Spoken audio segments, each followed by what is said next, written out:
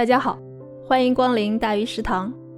今天我们来做葱油饼，跟大家分享3种不同的整形方法。用半烫面的方法来和面，一半的面粉加盐和开水搅成絮状。烫面柔软但是粘手，因为面筋被破坏，延展性也不好。为了弥补这个缺陷，我们保留一半的室温面团，倒入剩余的面粉，加室温水，搅匀后揉成团。饼是否柔软，很大程度上取决于面团里的含水量。水量越高，饼就越软，同时也会越发的粘手。你可以在口感和操作性之间找到一个平衡点。这个面团不需要很光滑，先醒面10分钟，10分钟后再揉几下，把面揉光。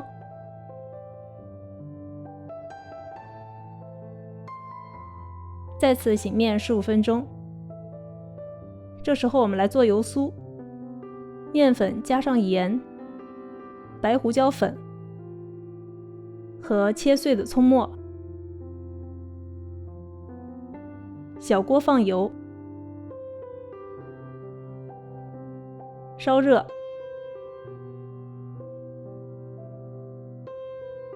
浇在葱末上。相比在面皮上直接抹油撒盐的做法，油酥的分层效果更好，也更容易抹均匀。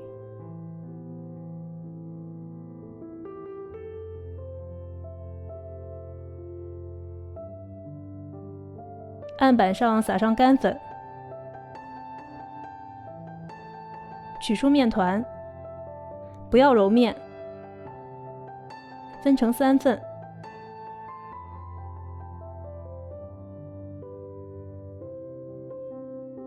把一个面团擀大，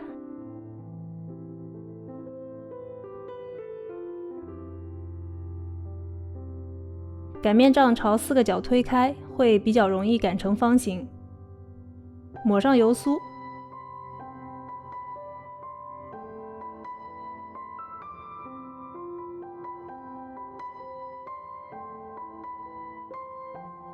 从上往下卷起来，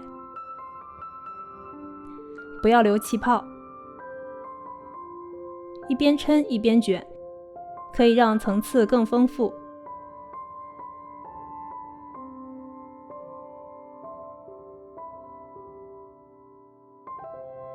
收口朝里，把面卷盘成一个饼，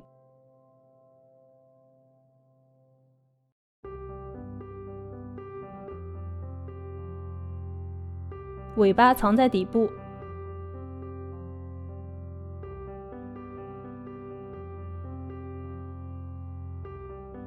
在磨好的油酥上撒一点干粉，也是让葱油饼层次更分明的一个方法。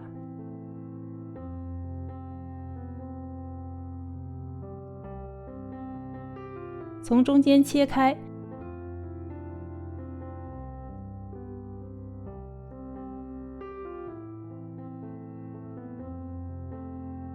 搓成麻花再卷起来。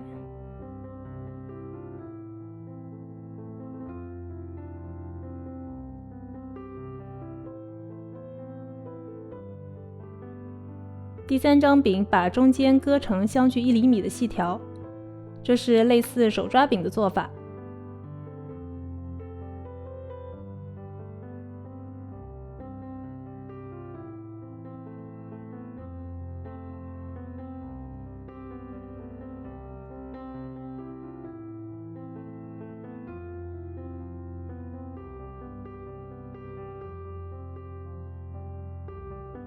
依次把3张饼擀大擀薄，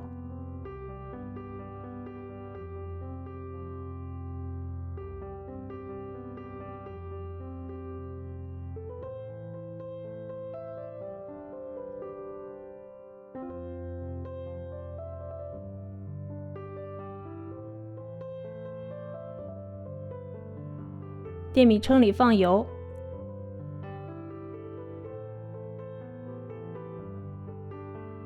放上最先擀好的那张饼，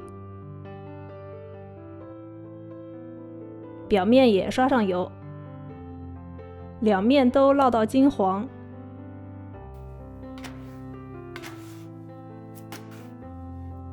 把饼摔一摔，层次就出来了。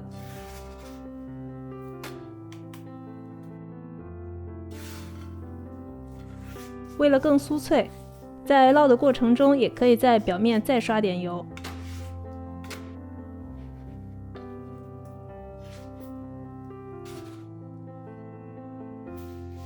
最后这张饼因为整形的原因，层次是最明显的。